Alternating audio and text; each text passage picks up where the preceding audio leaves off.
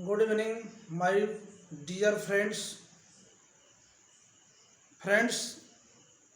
बहुत बहुत thank you, धन्यवाद आप लोग को। जो बच्चे मेरे वीडियो को लाइक और शेयर कर रहे हैं तथा सब्सक्राइब कर रहे हैं, उन्हें बहुत बहुत धन्यवाद है।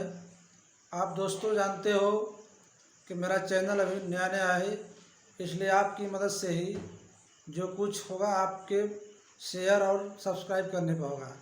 जैसा कि जो भी त्रुटियां होंगी उसे मुझे कमेंट बॉक्स में बताइए, और मैं आपसे गुजारिश करता हूं कि इसे अधिक से अधिक शेयर और लाइक करें तथा सब्सक्राइब करें, ज़रूर सब्सक्राइब करें। दोस्तों, जैसा कि हम अपने इस नरेशन के पार्ट में आज चलेंगे, अंतिम पार्ट है जो ऑप्टेटिव सेंटेंस का बेटा उसे बताएंगे, ठीक है। तो मित्रों देखिए, ऑप्टेटिव सेंटेंस होता क्या है। ऑप्टेटिव सेंटेंस का होता है इच्छा सूचक वाक्य होता है, जिसमें इच्छा जागृत की जाती है। मनुष्य की इच्छाएं क्या होती है, जागृत होती हैं, ठीक है। इसमें होता क्या है, जैसे देखिए ऑप्टेटिव सेंटेंस की तरफ, यहाँ ऑप्टेटिव सेंटेंस मतलब इच्छा सूचक वाक्य होता है बेटा। क्या होता है, इच्छा सूचक वाक्य, जिसमें व्यक्ति की इच्छाएं जागृत होती हैं, अपने आप जागृत होती हैं, किसी के दबाव में नहीं, ठीक है ना। उसे हम ऑप्टेटिव सेंटेंस कहेंगे। जिसमें क्या है, जिसमें an optative sentence express a wish, मतलब ऑप्टेटिव सेंटेंस एक ऐसा ऑप्टेटिव सेंटेंस होता है इच्छा सूचक, जिसमें इच्छा, प्रेयर मतलब प्रार्थना हो, कर्ष मतलब क्या हो, ठीक है, अभिशाप हो, डिजायर माने इच्छाएं हो, ठीक है। और इसके साथ साथ, ठीक है, उसको हम क्या बोलेंगे, इसमें क्या मिलेगा भाई, विश इच्छा, प्रेयर प्रार्थना, कर्ष अभिशाप, डिजायर मतलब इच्छा होती है, कार्ड भी ऑप्टेटिव सेंटेंस। ऐसे वाक्यों को हम ऑप्टेटिव सेंटेंस कहते हैं। सिंपली सी बात जान जाइए कि यदि आपका रिपोर्टेड स्पीच वाला वाक्य में से शुरू होता है तो उसको हम ऑप्टेटिव सेंटेंस मानते हैं। क्या मानते हैं, ऑप्टेटिव सेंटेंस। आप देखिए, जैसे हिंदी में जाके ऑप्टेटिव सेंटेंस में प्रार्थना, अभिशाप और कामना के भावों को व्यक्त किया जाता है, ठीक है, और में से प्रारंभ होता है। स्वाभाविक बात है, किससे प्रारंभ होता है, में से प्रारंभ होता है। जो में से शुरू होता है ऑप्टेटिव सेंटेंस कहता है बेटा। इसमें कोई संदेह नहीं है कि ऑप्टेटिव सेंटेंस आप किसे पहचानने में कोई दिक्कत है। सबसे बात है कि में से शुरू होता है। और आगे कह रहा है कि इसमें जो है ऑप्टेटिव सेंटेंस की रचना में यह प्रश्नवाचक वाक्य की तरह होता है। कैसे होता है, प्रश्नवाचक वाक्य की तरह होता है, किसके समान, इंट्रोगेटिव सेंटेंस की तरह। परंतु इसके अंत में क्या, क्वेश्चन मार्क न होके क्या होता है बेटा, एक्सक्लामेटरी जो मार्क्स होता है, संबोधन का जो चिन्ह होता है, एक्सक्लामेशन का चिन्ह होता है, उस वह लगा होता है। उससे भी हम पहचान लेते हैं कि एक्सक्लामेटरी सेंटेंस होता क्या है। तो बच्चों समझ आ गए यहाँ तक। चलिए आगे कह रहा है, ऐसे सेंटेंस आपको देगा, इस प्रकार से दिया रहेगा।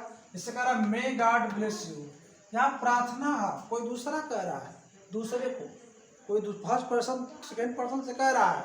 भगवान क्या कर रहे हैं, भगवान से प्रार्थना कर रहा है उससे, ठीक है। तो प्रेयर के लिए, ठीक है, देखिए मे गॉड लिखा गया है, ईश्वर से प्रार्थना करके बोल रहा है, ठीक है। आगे फिर कह रहा है मे यू डिस्ट्रॉय। देखिए यहाँ भी इच्छा जागृत हो रही है कि कैसा, यहाँ तो प्रार्थना का जो भाव है सकारात्मक भाव है, यहाँ निगेटिव भाव है। जैसे किसी को परेशान करता है, मान लीजिए एक साधु है, महात्मा है, चाहे कोई आपका बड़ा व्यक्ति है, वृद्धा व्यक्ति है, यदि उसको परेशान करते हैं तो आपको आशीर्वाद न दे करके वह क्या करता है, कष्ट देता है, अर्थात अभिशाप देता है। तो ऐसे कंडीशन में वहाँ क्या होता है बेटा, डिस्ट्रॉय जैसे लिखा गया है, नष्ट होगा। तो आप क्या हो जाओ, नष्ट हो जाओ, बर्बाद हो जाओ, ठीक है। ऐसे क्वेश्चनों को हम अभिशाप मानते हैं। जो में से शुरू है ऑप्टेटिव सेंटेंस की पहचान है। आगे लास्ट में क्या है, एक्सक्लेमेटरी चिन्ह भी लगा हुआ है। यही जानिए किसकी सबसे महत्वपूर्ण पहचान है। नेक्स्ट में कह रहा गुड मॉर्निंग। व्यक्ति जैसे आप सुबह सुबह आते हो, कहते हैं गुड मॉर्निंग, ठीक है ना, तो अपनी इच्छा को जागृत करते हैं। क्या करते हैं, जागृत करते हैं। गुड मॉर्निंग करके हम कामना करते हैं। क्या करते हैं, कामना होती है। हैप्पी दिवाली अभी आएगा, सभी लोग बोलेंगे हैप्पी दिवाली, ठीक है। तो हैप्पी दिवाली का मतलब क्या है, उनकी जो कामना है, इच्छाएं हैं, उसको हम जागृत करते हैं। यही ऑप्टेटिव सेंटेंस है। हैप्पी दिवाली होता है, ठीक है, जो जिस त्यौहार आता है उसके रूप में हम लोग बोलते हैं, ठीक है ना।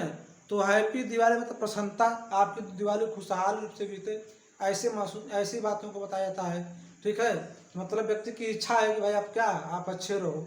ऐसे क्वेश्चन के रूप में, ऐसे शब्दों के रूप में जो भी आएगा ऑब्जेक्टिव सेंटेंस कहलाएगा, ये जान लीजिए। ठीक है, आप देख लीजिए कि ऑब्जेक्टिव सेंटेंस की पहचान है और इसकी परिभाषा है, जिसमें क्या है, डिजायर है, प्रेयर है, कर्ष है। ठीक है ना, इसके साथ साथ देख रहे हैं आप क्या दिया, विश भी दिया हुआ है।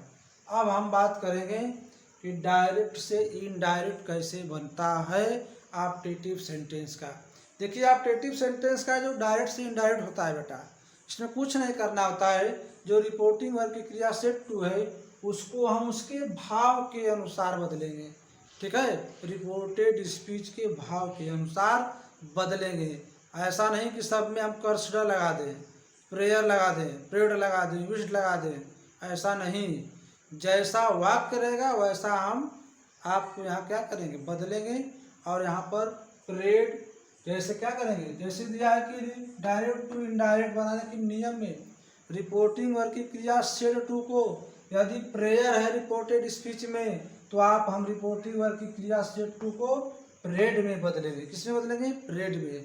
यदि जैसे क्वेश्चन है मे यू डिस्ट्रॉय, तुम बर्बाद हो जाओ रिपोर्टेड स्पीच में, तो हम रिपोर्टिंग वर्ग की क्रिया सेड टू को किसमें बदलेंगे, कर्स्ड में बदलेंगे। ये जान लीजिए। ठीक है ना। और यहाँ जैसे पहला क्वेश्चन था ना, मे गॉड ब्लेस यू, ये प्रार्थना का भाव हुआ तो प्रेड में बदलेंगे, जान लीजिए। नेक्स्ट कह रहा है आदि कोई इच्छा जागृत हो रही, जैसे गुड मॉर्निंग तो इच्छा जागृत हुई। ठीक है ना, कामना मतलब क्या हुआ, इच्छा जागृत हुआ बेटा, तो उसको हम विश्ड में बदलेंगे। यह इसकी पहचान है बदलने की। किसको, रिपोर्टिंग वर्ग की क्रिया सेट टू को प्रेड, कर्स्ड और विश्ड में बदलते हैं। नेक्स्ट कह रहा है कामा, इनवर्टेड कामा को हटा के हम कंजक्शन दैट का प्रयोग करते हैं। किसका, दैट का। नेक्स्ट में से शुरू होने वाले वाक्यों को असर्टिव में बदलते हैं। जो ऑब्जेक्टिव सेंटेंस होता है उसे हम असर्टिव सेंटेंस में बदलते हैं। किसमें बदलते हैं, असर्टिव सेंटेंस में बदलते हैं। और मे को माइट में बदल देते हैं। जैसे कहा टेंस और पर्सन में परिवर्तन, जैसे जैसे आप पिछले नियमों को पढ़े हैं, सेंटेंसों को पढ़े हैं, उसी तरह मैंने कहा था पिछले सेंटेंसों में भी कि असर्टिव के जितने सारे रूल हैं सब फॉलो करेंगे आगे आने वाले सेंटेंसों में। तो उसी प्रकार असर्टिव सेंटेंस के नियम को के अनुसार बदलते हैं कौन, जो हमारे ऑब्जेक्टिव सेंटेंस में क्या है, पर्सन और टेंस है, उसको उसी तरह बदलेंगे। नेक्स्ट का रहा बेटा मे को माइट में बदलते हैं। ठीक है, तो मुझे आशा है कि आप लोग इतनी बातें मेरे को समझ लिए होंगे। इसको नहीं समझा मुझे कमेंट करेगा। ठीक है, अभी आगे एग्जाम्पल तो बताएंगे। जैसे एग्जाम्पल दिया बेटा, ठीक है, जैसे दिखा दिया है ना, बेकार वाला है। ठीक है, आगे देखिए, ये डायरेक्ट वाला हो गया ना, यहाँ तक समझ आ गया है। देखिए डायरेक्ट टू इनडायरेक्ट बनाने के नियम है। ठीक है, ठीक है, आपको जान गए कि रिपोर्टिंग और क्रिया सेट टू को हम प्रेड में, कर्स्ड में, विश्ड में कब बदलेंगे बता दिया मैंने, दोबारा बता रहा हूँ, फिर से जान लीजिए कि जब, ठीक है, प्रार्थना का भाव होगा रिपोर्टेड स्पीच में तो प्रेड लगेगा, आदि अभिशाप का भाव होगा तो कर्स्ड लगेगा। जैसे यहाँ पर मे गॉड ब्लेस यू है तो प्रार्थना है तो रिपोर्टिंग वर्ग की क्रिया सेट टू को हम प्रेड में बदलेंगे। ऐसे क्वेश्चन को मे यू डिस्ट्रॉय है, अभिशाप है का भाव है तो आप कर्स्ड में बदलोगे, कामना का भाव है तो विश्ड में बदलोगे। ये रिपोर्टिंग वर्ग की क्रिया सेट टू को ऐसे बदलते हैं। अब मैंने बताया कामा को हटा के दैट कंजक्शन का प्रयोग करेंगे। कह रहा में से शुरू होने वाले वाक्य को असर्टिव में बदलते हैं। और जितने भी असर्टिव सेंटेंस के नियम हैं, चाहे टेंस हो और चाहे पर्सन चेंज हो, सब असर्टिव सेंटेंस के नियमानुसार बदलते हैं। मे को माइट में कर देते हैं। और इसके बाद कहा जा रहा है कि भाई एक्सक्लेमेशन चिन्ह को हटा क्या लगाते हैं, फुल स्टॉप लगाते हैं। असर्टिव सेंटेंस में फुल स्टॉप होता है, इसमें भी लगेगा। जैसे एग्जाम्पल देखो बेटा, कह रहा कि he said may Ravi live long. अब देखिए कह रहा उसने कहा, ठीक है ना, कि भगवान करे कि रवि का दीर्घायु हो, लंबे समय तक जीवित रहे। तो यहाँ पर क्या हुआ, उसकी प्रार्थना हुई, प्रार्थना, उसने प्रार्थना किया, तो इसलिए हम रिपोर्टिंग और क्रिया सेड टू को ही प्रेड में बदलेंगे। कामा एंड कामा को हटा के दैट। आप जहाँ पर नाउन लिखेंगे सबसे पहले नाउन है तो नाउन, है तो पर्सन है तो पर्सन चेंज होगा। तो रवि है तो रवि, अब मे को माइट में लिव लॉन्ग कर देंगे, इस तरह बदलेंगे आगे। ऑप्टेटिव बहुत कठिन नहीं है, सबसे कठिन इम्परेटिव होता है, लेकिन वो भी सिंपल है। ठीक है, जो बच्चे वीडियो देखे होंगे उनको समझ आ गया होगा। नरेशन से कोई समस्या कभी नहीं आएगी, ये जान लीजिए। ठीक है, तो हम चाहते हैं कि आज इतना ही। ठीक है, फिर हम इसको चेंज करने के जो एग्जाम्पल है कल आपको बताया जाएगा अगले नेक्स्ट वीडियो पर। प्रतिदिन आपको मैं एक वीडियो लोड करता हूँ आपके पढ़ने के लिए, क्योंकि जो बच्चे हमारे पढ़ते हैं तो उनका मिस ना हो। तो गुड नाइट बच्चों, धन्यवाद। इसको अधिक से अधिक शेयर करें, इसको समझ आया हो सब्सक्राइब करें बच्चा, मेरे वीडियो को आगे बढ़ाएं। धन्यवाद, गुड नाइट।